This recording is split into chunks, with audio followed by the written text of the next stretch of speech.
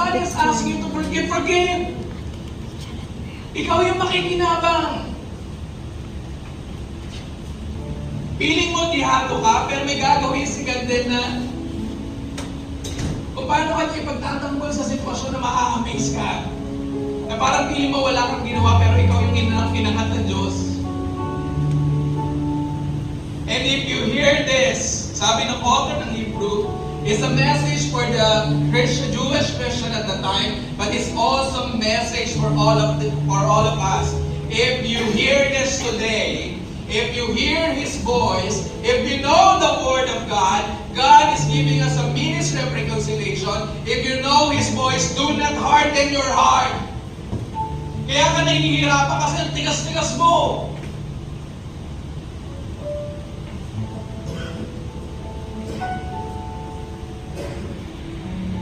Na buong buhay ko, kailangan ko ipaglaban yung sarili ko.